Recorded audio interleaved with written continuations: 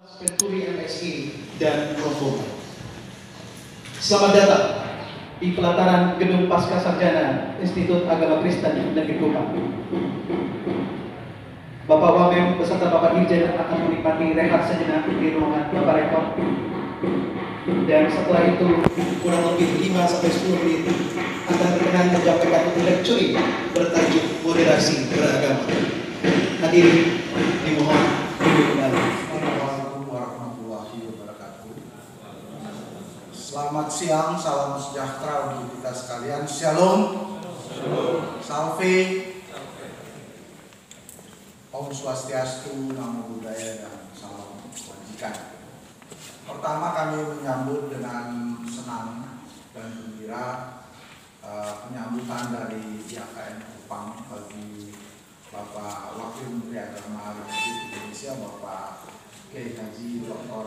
Said Tauhid, yang hari ini bersama dengan kita, dan saya sebenarnya tugasnya mengantar beliau melaksanakan wisuda, dan hari ini beliau akan menyampaikan kuliah umum bagi kita sekalian, Sivitas Akademika YKN Kupang, para dosen dan mahasiswa, khusus mahasiswa yang berasal dari Papua dalam program KCP, atau sebetulnya KCP itu sangat luas, yaitu program afirmasi pendidikan tinggi bagi putra putri asli Papua atau API.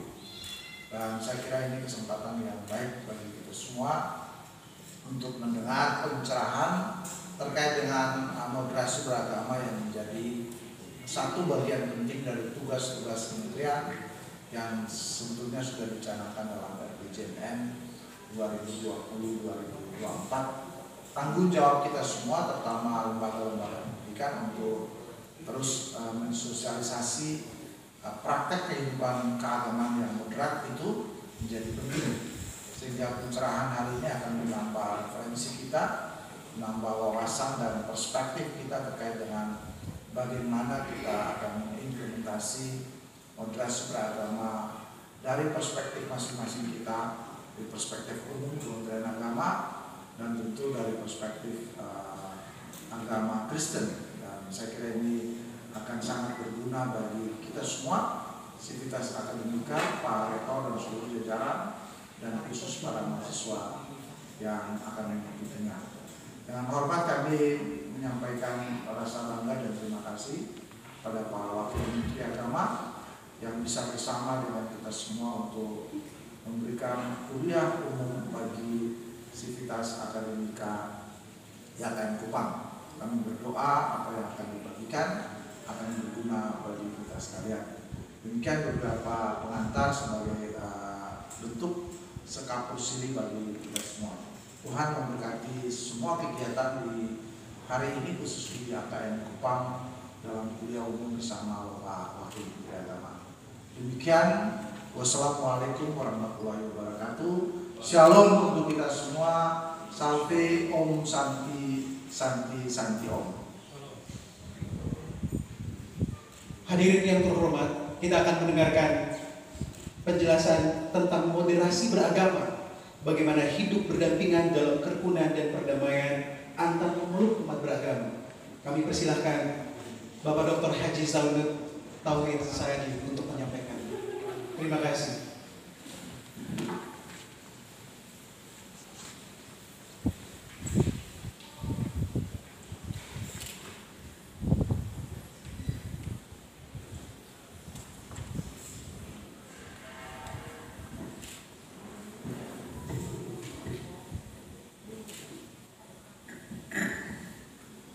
Assalamualaikum warahmatullahi wabarakatuh. Waalaikumsalam. Selamat siang dan salam sejahtera untuk kita semuanya. Shalom. Shalom. Yang saya hormati Bapak Dirjen Dimas Kristen, Bapak Profesor Dr. Thomas Venturi. Saya biasa menyebut beliau Ustadz Thomas Venturi karena pakai peci.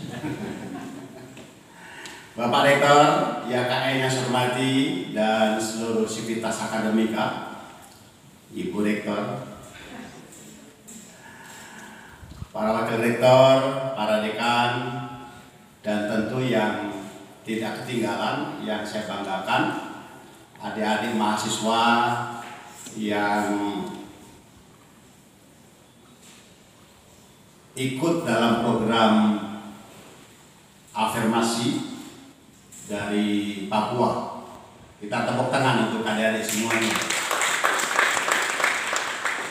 Saya merasa bersyukur, bergembira bisa bersilaturahmi, bisa berjumpa di kampus yang luar biasa, kampus YKN. Baru beberapa bulan ya transformasi dari sekolah tinggi ke YKN. Kita terus dorong, kita terus dukung untuk transformasi berikutnya. Mudah-mudahan semakin berkembang. Oleh Bapak Rektor, saya diminta untuk menyampaikan terkait dengan moderasi beragama. Saya kira kita sebagai bangsa Indonesia harus merasa bersyukur, merasa bergembira karena atas kuasanya bangsa Indonesia yang majemuk, bangsa Indonesia yang terdiri dari berbagai-bagai suku, adat istiadat, budaya, dan agama, hari ini masih bisa hidup rukun, damai dalam persaudaraan kebangsaan.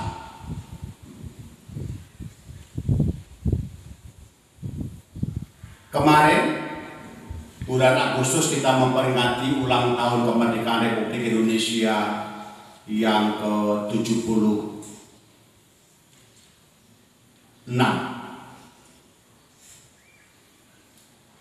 Kalau diukur dari usia, kalau dilihat dari usia manusia, usia 76 itu usia yang sudah, kalau ibarat matahari itu sudah condong ke barat. Tapi kalau sebuah negara usia 76, saya kira itu belum apa-apa. Karena ada negara yang usianya mencapai puluhan tahun, bahkan ratusan tahun. Kita bersyukur Indonesia dalam usia ke-76, kita masih bisa bersatu dan tidak tercerai-berai. Karena apa? Ada beberapa negara yang juga tinggal namanya saja. Sebut misalnya Soviet Rusia, Yugoslavia, dan juga negara-negara teluk. Mereka bubar dan sekarang tinggal namanya saja. Indonesia, kita bersyukur kita masih bisa berdiri tegak, berdiri sama tinggi dengan negara-negara lain dan akan terus berkembang. Ini membuktikan bahwa Indonesia sebagai negara memiliki kekuatan-kekuatan, memiliki modal yang cukup besar yang terus bisa kita kembangkan. Setidaknya ada 3 modal yang kita miliki. Yang pertama adalah modal religiusitas. Bangsa Indonesia ini bangsa yang sangat religius, bangsa yang mengenal Tuhan. Ini menjadi kekuatan bangsa Indonesia karena apa? Beda sekali orang yang mengenal Tuhan dengan orang yang tidak mengenal Tuhan. Orang yang mengenal Tuhan, bangsa yang mengenal Tuhan, itu dia selalu bisa mencari jalan keluar. Dan dalam hidupnya selalu dalam bimbingan Tuhan. Dan kita bersyukur bahwa agama yang ada di Indonesia adalah agama yang cinta damai. Agama yang selama ini dipegang teguhi, dipeluk oleh masyarakat Indonesia dengan penuh persaudaraan, saling membantu, saling menolong. Indonesia sebagai negara yang mengenal Tuhan, dan itu ditetapkan dalam sebuah kesepakatan nasional kita dalam sila pertama, ketuhanan yang Maha Esa. Ini bentuk nilai-nilai religiusitas bangsa Indonesia itu. Agama yang tumbuh dan berkembang di Indonesia hidup secara rukun, secara damai. Nilai-nilai agama tidak menjadi faktor yang memecah belah kita, tapi justru mempersatukan kita. Karena apa? Nilai-nilai yang kita pegang teguh adalah nilai-nilai yang tidak pada posisi yang ekstrim, baik ekstrim yang ke kanan maupun ekstrim yang ke kiri. Itu yang disebut dengan moderasi beragama. Bukan moderasi agama. Karena hakikat agama itu sudah moderat. Agama itu sudah nilai-nilainya mengajarkan moderasi. Yang perlu dimoderatkan adalah cara pemahaman orang di dalam beragama. Pemahaman orang di dalam beragama.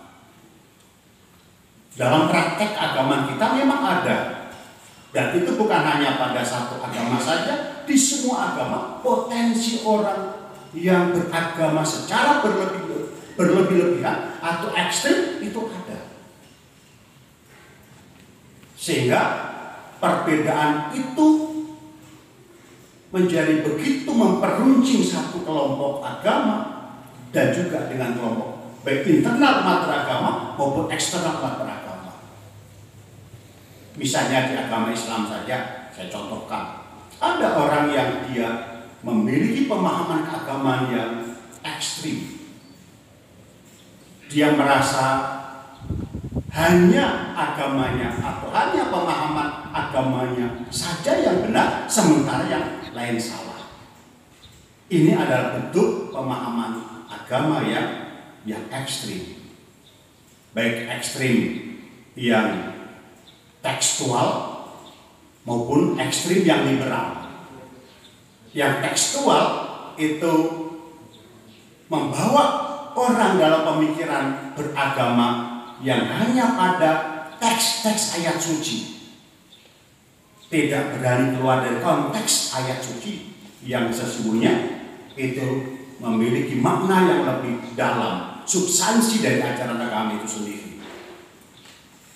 Pemahaman agama yang literer, tekstualis itu akan membawa pemikiran-pemikiran keagamaan yang ekstrim, yang kemudian pada titik tertentu dia bisa melakukan tindakan-tindakan atas nama agama, ya, terjadinya perselisihan, terjadinya pertengkaran, bahkan pada tingkat tertentu konflik. Karena apa? Merasa dirinya, pemahaman agamanya saja yang benar, sementara itu hanya pada tafsir atau cabang agama, bukan pada pokok agama. Bukan pada pokok agama. Seharusnya yang harus kita terima, sepanjang itu pada tafsir agama, cabang agama, kita harus bisa memahami bahwa perbedaan itu adalah sebuah niscaya. Perbedaan itu adalah sebuah rahmat yang harus kita terima. Kecuali kalau persoalan itu sudah menyangkut pada pokok agama. Pada titik tertentu ada kelompok yang ingin keluar dari teks-teks ayat suci yang itu kemudian mereka lebih membebaskan diri, yang kemudian kita sebut sebagai kelompok liberal, kelompok yang ingin tidak terikat dengan teks-teks ayat suci, teks-teks dalam Bible, ya, dan juga pemahaman-pemahaman yang selama ini diajarkan oleh para guru-guru kita. Ada satu kelompok yang ingin menarik pada kelompok yang konservatif, ultra konservatif pada titik tertentu, ingin dia menarik pada kebebasan, melepaskan diri dari nilai-nilai ajaran agama. Pada titik itulah moderasi beragama itu ingin menarik ke tengah bahwa pemahaman keagamaan yang moderat itulah sesungguhnya yang bisa membawa kedamaian. Apalagi yang kedua saya ingin mengatakan bahwa Indonesia ini salah satu kekuatannya adalah modal sosial. Indonesia ini kaya. Ada 700 lebih suku yang ada di Indonesia, 1.400 bahasa, ada sejumlah etnis, ada 6 agama besar, belum lagi ada kelompok-kelompok agama yang lain yang bisa hidup rukun. Kekuatan sosial ini, modal sosial ini menjadi kekuatan yang bisa menyatukan kita. Dalam kebinekaan, dalam kemajemukan inilah harusnya pemahaman agama yang moderat itu yang dibutuhkan, sehingga kita bisa menghormati perbedaan, kita bisa menerima perbedaan, dan yang pasti dengan menerima perbedaan kita bisa hidup rukun damai, hidup berdampingan untuk saling menolong dalam saling mempersaudarakan satu dengan yang lainnya. Modal sosial, kebinekaan ini harus kita rawat. Saudara-saudara kami yang dari Papua datang ke Kupang dengan perbedaan-perbedaan adat istiadatnya, budayanya, tapi mereka tetap satu Indonesia yang harus kita jadikan sebagai saudara. Begitu juga dari saudara-saudara kami yang sekolah di Manado, ada di Ambon, ada di Jakarta, itu juga bagian yang tidak terpisahkan dari Indonesia.